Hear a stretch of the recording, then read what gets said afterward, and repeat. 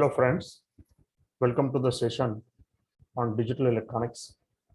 In this session, we'll be discussing about Quine-McCluskey method. In this session, we will see what is the Quine-McCluskey method, with the help of which we can reduce the given Boolean expression. So this method is very useful in order to simplify any given Boolean expression. Friends, as you know, that you are viewing this session on my YouTube channel, and you can subscribe to the channel so that you can watch many other educational videos on the various topics of the subjects of electronics and computer science. So let us start the session with the question what we mean by the Quine-McCluskey method. So Quine and McCluskey are the name of the scientists who have invented this method. So this method, in short, it is being called as a QM method. And this method is a very useful method because with the help of which we can simplify any given Boolean function or expression. We know that whenever we want to simplify any given Boolean equation, then there are different ways to simplify the equation. So for example, we can make the use of the laws of Boolean algebra.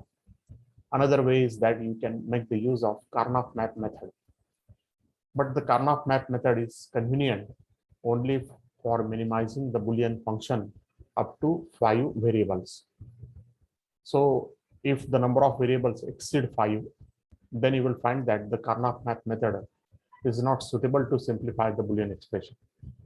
And in such a case, we can make the use of this method called as the QM method. So QM method is a method which is called as a tabular method, and it is based on the concept of the prime implicants. So prime implicant, you can say that it is a product or sum term which can't be further reduced by combining with any other product or sum term for the given Boolean function. So this is a very useful method, and this method can be employed even if the Boolean function consists of more than 5 variables. So this tabular method is useful to get the prime implicant by repeatedly using the Boolean identity. So we can make the use of the Boolean identity such as xy plus xy bar is just nothing but x in the bracket y plus y bar, which is just nothing but x into 1, which is equal to x. So QM method is a computer-based technique, and this technique is very useful for the simplification of any given Boolean equation. So this method, you can say, it is a very systematic method, and the advantage of this method is that we can handle large number of variables by using this method. So let us understand what are the steps in the QM method in order to simplify the given Boolean equation. So in the first step, what we will do is that whenever you have been given a truth table, or whenever you have been given the minterms of the equation, then we will arrange the minterms in the ascending order, that is in the increasing order. And then we will make the groups of these minterms. And the groups will be based on how many ones are present in the binary representation of the each minterm. That is, we will classify the terms or minterms that consist of only one ones, or we classify in another group which consists of 2 ones in the binary representation of the minterms. So there will be at the most n plus 1 groups if there are n Boolean variables in a given Boolean function. In the second step, what we will do is that we will compare the minterms that represent the successive group. That is, we will check what is their bit positions, and if there is a change in only one bit position of these minterms, then they will be combined together. And whatever is the change in the bit position, that change will be replaced by a dash. So the deferred bit position will be replaced by a dash. And other bits we need to keep as it is. So in the step 3, we need to repeat this step 2 with the newly formed terms until we get all prime implicants. So this is a step which is being required to obtain the prime implicants. In the step 4, we need to formulate the prime implicant table. So this table will consist of rows and columns, and prime implicants can be placed in the table row wise, and the minterms can be placed column wise. So we need to place 1 in the cells corresponding to the minterms that are covered in the each prime implicant. In the step 5, what we will do is that we will find the essential prime implicants by observing each column. That is, if the minterm is covered only by 1 prime implicant, then that will become the essential prime implicant. But it is already covered in another prime implicant, then that doesn't become the prime implicant or essential prime implicant. That is, the essential prime implicants will be the part of the simplified Boolean function. And in the step 6, we will reduce the prime implicants table by removing each row of the essential prime implicant and the column corresponding to the minterm. So in this way, we will see that whatever is the possibility of the reduction in the prime implicant will be achieved in the step 6. And if it is necessary, then we will repeat the step 5 for the reduced prime implicant table. And we will stop the process when all the minterms in the given Boolean function are over. And then what we get is the reduced SOP equation or a reduced Boolean function, which can be easily implemented. So let us see one example with the help of which we can understand how the steps are computed in this method. Now suppose we will assume that we have been given a SOP expression, and this SOP expression is a function of Wxyz, which is equal to summation of minterms 2, 6, 8, 9, 10, 11, 14, and 15. Suppose these are the minterms present in the equation. Now in the first step is that we need to group the minterms. So what I will do is that I will write the binary representation for the each minterm. So 2 will be represented as 0, 0, 1, 0. Then 6 will be represented as 0, 1, 1, 0. Then 8 will be represented 1, 0, 0, 0. So one can easily observe from this table that 2 and 8 are combined in one group because they consist of only single number of 1 in their binary representation. Similarly, 6, 9, and 10 are grouped in one group because they consist of 2 ones in their binary representation. Similarly, the group 3 will consist of 3 ones, and the group 4, which consists of minterm 15, which will consist of 4 ones. So there are initially 4 groups: GA1, GA2, GA3, and GA4. So first group will consist of only 1 1. Then the second group will consist of 2 ones. The third group will consist of 3 ones, and the fourth group will consist of 4 ones in their binary representation. Then what we need to do is that we need to do the merging of the minterms. That is, we will compare their binary representation and we will see if there is only 1 bit position change. Then one can easily observe that if we compare the binary representation of 2 and 6, then you will find that there is only 1 bit position change of X, while W, Y, and Z will remain the same. And therefore, this differ bit will be represented by a dash, and the rest of the bits will be represented as it is.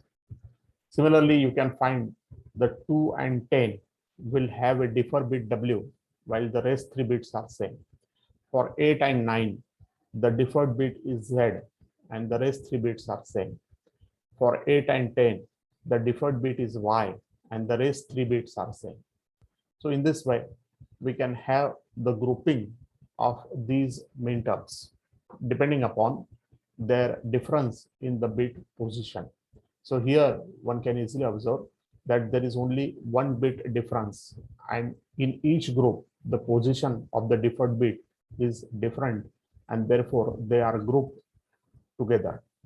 In another group, we have the numbers such as 6 and 14, minterms 6 and 14, where the difference is of only one bit, that is W, but this group consists of two number of ones in their binary representation, while this first group will consist of only one in their binary representation.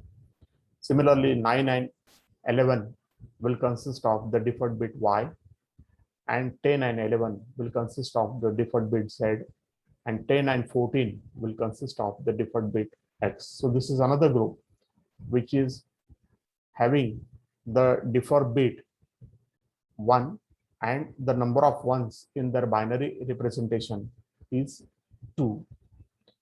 And the third group will be consisting of the minterms 11 and 15, where there are 3 ones and the differed bit is X. And in 14 and 15, the differed bit is Z, and it will also consist of 3 number of ones. So you will find that now we have merged the groups. Initially we have 4 groups. Now we have merged the groups into 3, where the first group will consist of 1, 2, 3, and 4 terms. The second group will consist of 1, 2, 3, and 4 terms, and the third group will consist of 2 terms. Now it is possible that you can further reduce these groups by making the use of this table. That is, we will consider the terms 2, 6, and 10 and 14.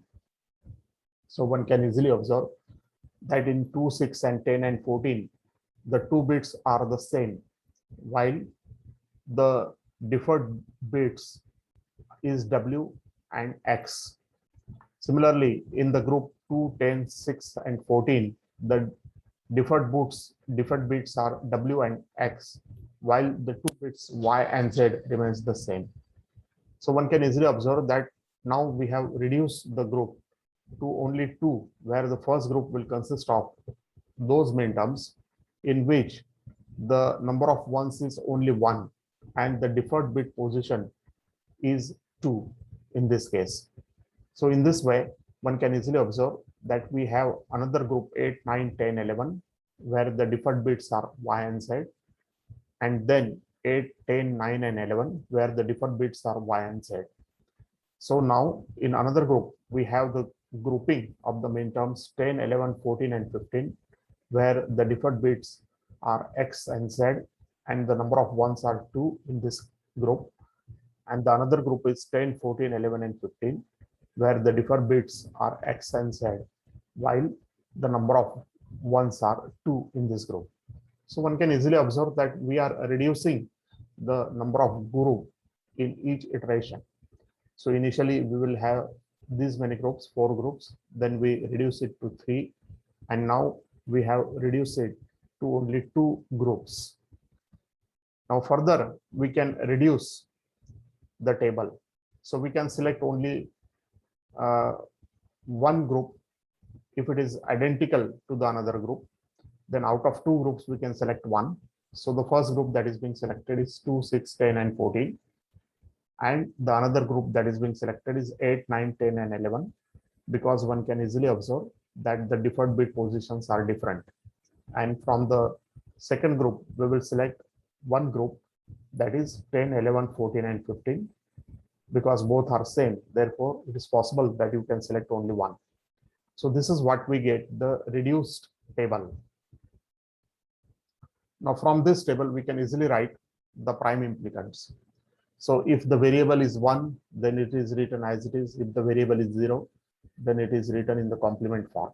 Therefore for this group we can write the prime implicant YZ bar, where you will find that it is representing the minterms 2, 6, 10, and 14. In another group, the prime implicant is W, X bar, where it is representing the minterms 8, 9, 10, and 11. And in the third prime implicant is WY, where it is representing the minterms 10, 11, 14, and 15. So you will find that here we have three prime implicants, and all of these three prime implicants are essential because they are representing something different from the other prime implicant, and therefore they becomes the essential prime implicants. So all the three are the essential prime implicants, and therefore we can now reduce the SOP expression f of wxyz is equal to yz bar plus wx bar plus wy. So this is our reduced SOP expression for the given Boolean function. So friends, hopefully you have understood how this QM method can be used in order to reduce the SOP expression. So thank you friends for viewing the session. Thank you all.